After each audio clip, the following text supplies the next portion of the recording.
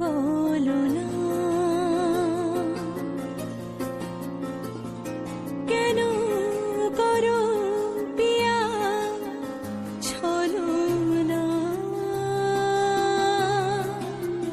মনে মনে দুজনে হৃদয়ের বাঁধনে পিয়া তুমি আমার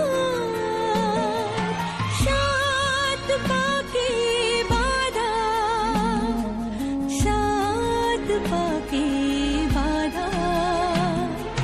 মেয়েদের জীবনে বিয়ের প্রতিটি রিচুয়াল যতটা না আনন্দের, বিদায়ের মুহূর্তটা ঠিক ততটাই কষ্টের।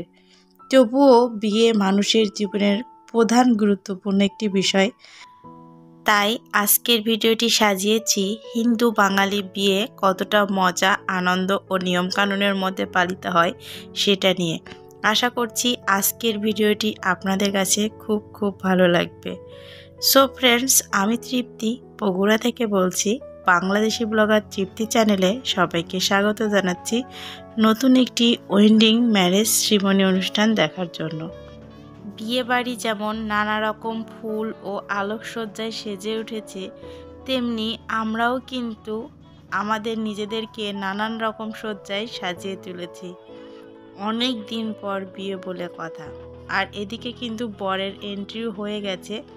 আর বর গেটে আসার পর তার ছোট ছোট শালাশালিরা যে রিচুয়ালগুলো করে সেগুলোই চলছে। তো অবশেষে এই যে পার্টি স্প্রে দিয়ে বর ও বরযাত্রীদেরকে ভূত করে দেয়া হয়েছে।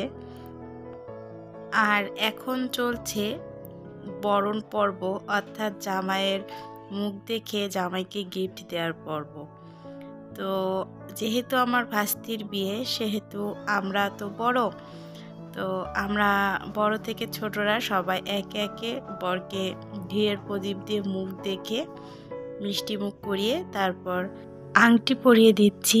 আর হ্যাঁ, আমাকে কেমন লাগছে ছোট্ট একটা কমেন্টের মাধ্যমে জানালে খুশি হব। সেই সঙ্গে ভিডিওর এই পর্যায়ে বলে রাখছি, অনেকেই ভিডিওটিতে লাইক দিতে ভুলে গেছেন। প্লিজ ছোট্ট একটি লাইক দিয়ে ভিডিওটি কন্টিনিউ করবেন। আর ভিডিওটি ভালো লাগলে ফ্রেন্ডস ফ্যামিলির সঙ্গে শেয়ার করার অনুরোধ রইল।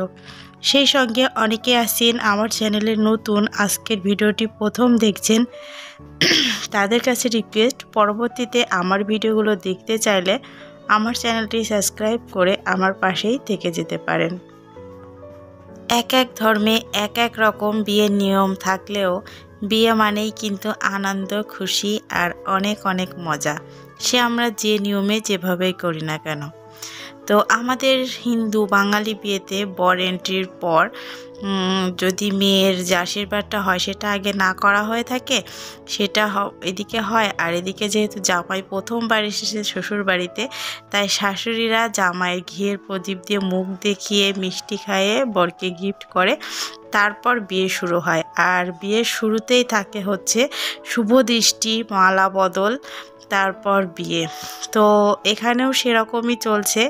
এদিকে বরের কিন্তু মন্ত্র পড়ে অর্ধেক বিয়ে হয়ে গেছে। আর এই পর্যায়ে বিয়ের যে ব্রাইড কনেকে নিয়ে আসা হয়েছে।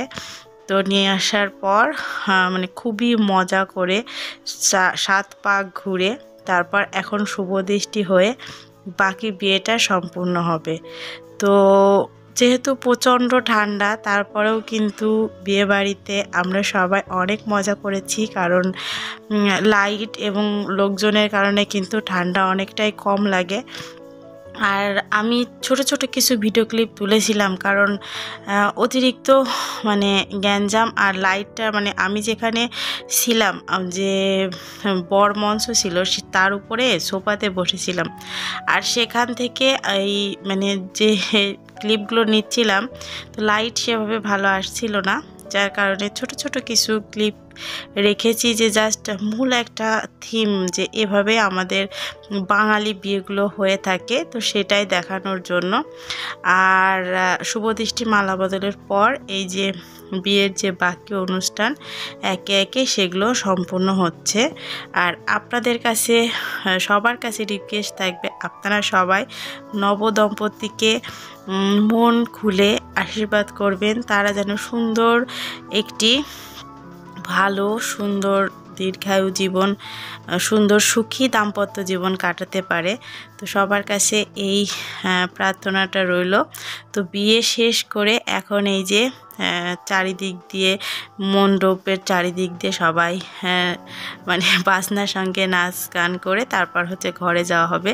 এখানে কিন্তু বেশিরভাগই সব শাশুড়ি, তারপরেও আজকে আসলে শাশুড়ি এবং মানে জামাই কোনো প্রকার কোনো ভেদাভেদ নেই, সবাই মজা করছে। এই যে এরা হচ্ছে আমার যা, ননদ, তারপরে হচ্ছে আমরা সবাই, আর এটা হচ্ছে আমার ভাস্তি হচ্ছে, তো সবাই কিন্তু শাশুড়ি হচ্ছে। তো তারপরেও সবাই খুব মজা করা হয়েছে। আর বিয়ের পর বর বউকে নিয়ে যে ঘরে ওঠে তখন আবার একটি রিচুয়াল, এই যে দরজা ধরা, বরকে টাকা দিতে হবে, না হলে হচ্ছে ভিতরে যেতে দেওয়া হবে না। তো এই রিচুয়ালটাও সম্পূর্ণ করে অবশেষে রাত্রেবেলা এই যে কড়ি খেলা এবং ঘরের বিভিন্ন রিচুয়াল কমপ্লিট করে তারপর আরও কিছুক্ষণ থাকার পর এই যে বাড়িতে চলে এসেছিলাম। আর এখন চলে আসছি একদম পরের দিন সকালবেলা। তো পরের দিন সকালবেলা কি হয়েছে, এই যে বউ সাজটা দেখতে পাচ্ছেন, আমি নিজের হাতে ওকে সাজিয়েছি। তো ফার্স্টে ভাবলাম যে রেডি হয়ে একবারে ওকে সাজিয়ে গিয়ে সাজাবো। তো ভাবলাম যে আমার তো স্নান করে রেডি হয়ে যেতে দেরি হয়ে যাবে, তো ওকে আগে সাজিয়ে দিয়ে আসি। তো ওকে সাজিয়ে দিয়ে এসে তারপর বাড়িতে এসে স্নান করে নিজে রেডি হয়ে গিয়ে দেখি যে বিয়ে প্রায় শেষের দিকে, মানে সিঁদুর দান, তারপর বিয়ে অনেকটাই শেষ, মানে অর্ধেকেরও বেশি বিয়ে শেষ হয়ে গেছে, বাকি একটু বাকি আছে। তো দুর্ভাগ্য নিজেও দেখতে পারিনি আর আপনাদের সঙ্গেও শেয়ার করতে পারিনি। তো বিয়ে শেষ করে এই যে পুকুর খেলার যে নিয়মটা, পুকুর পার এগুলো আছে। আর এদিকে হচ্ছে এখন কিন্তু আমাদের হিন্দু বিয়েতেও মানে সামাজিক বিয়ের সঙ্গে সঙ্গে রেজিস্ট্রি যে ম্যারেজটা সেটাও হয়ে থাকে। তো সেটাই চলছে, বিয়ের মধ্যে রেজিস্ট্রি ম্যারেজটাও চলছে। আর এখন হচ্ছে বর বউকে একটি ছোট্ট পুকুরের সামনে বসিয়ে দেওয়া হয়েছে। তো পুকুরের মধ্যে কড়ি খেলা নামক একটি রিচুয়াল আছে, সেটা এখন খেলা হবে। আর এই যে আমি স্নান করে এই যে হালকা পাতলা এতটুকু সাজতেই এদিকে বিয়ে প্রায় শেষ। আপনাদের সঙ্গে সিঁদুর দানের যে মানে খুবই স্পেশাল একটি মুহূর্ত, এটা শেয়ার করতে পারলাম না এবং আমি নিজেও দেখতে পারিনি। কিন্তু তবে সিঁদুর দানটা না দেখলেও সিঁদুরে রাঙা নতুন বইয়ের লাল টুকটুকে মুখটি দেখে আমিও মনে শান্তি পাচ্ছি, আপনারাও মনে শান্তি নিন। কথায় আছে না, নাই মামার থেকে কানা মামা ভালো, তো সেটাই আর কি। তো এদিকে খুব মজা করে আনন্দের সঙ্গে বরকনে সহ আমরা সবাই বিয়ের রিচুয়ালগুলো দেখতে থাকি।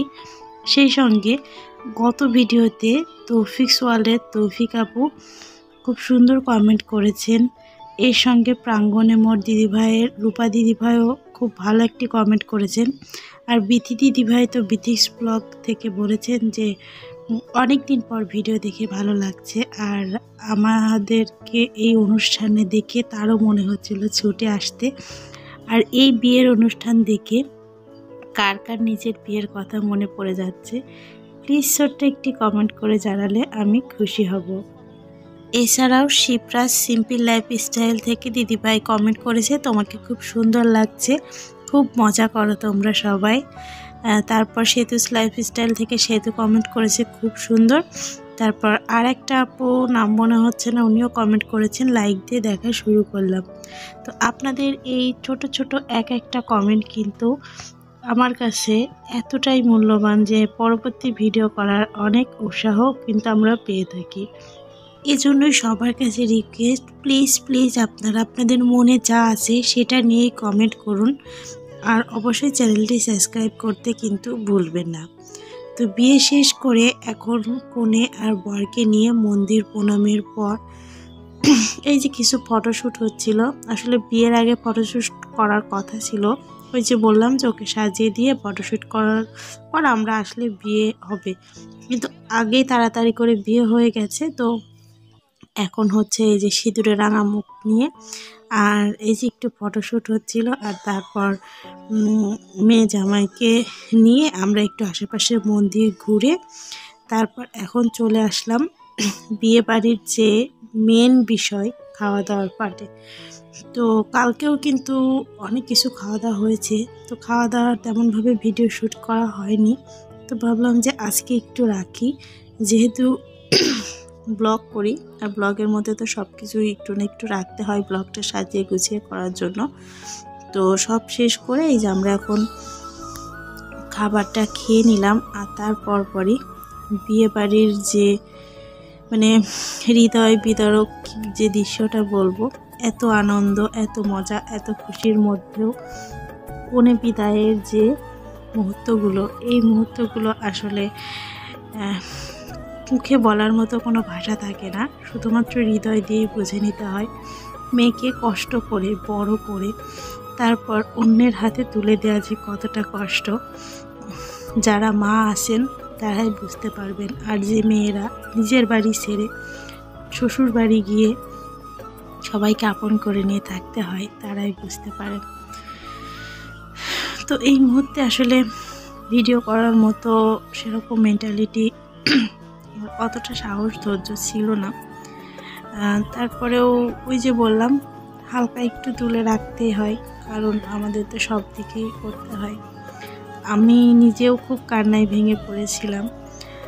আর এই সময়টা না আমার নিজের মেয়ের কথা আমার খুব বেশি মনে হচ্ছিল, আর বুকের মধ্যে কেমন ভেঙে চুরমার হয়ে যাচ্ছিল যে আমার মেয়েকেও কিন্তু একদিন এভাবেই মানুষের হাতে তুলে দিতে হবে। তো আজকের ভিডিওটা এই পর্যন্তই। কনে বিদায়ের সঙ্গে আমিও বিদায় নিচ্ছি আপনাদের কাছ থেকে। ভিডিওটি ভালো লাগলে লাইক সাবস্ক্রাইব করে পাশে থাকবেন। ধন্যবাদ ভিডিওটি দেখার জন্য।